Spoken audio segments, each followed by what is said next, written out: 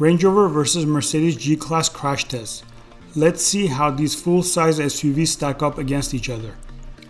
They both received 5-star rating, but let's just see how the crumple zones are on each vehicle.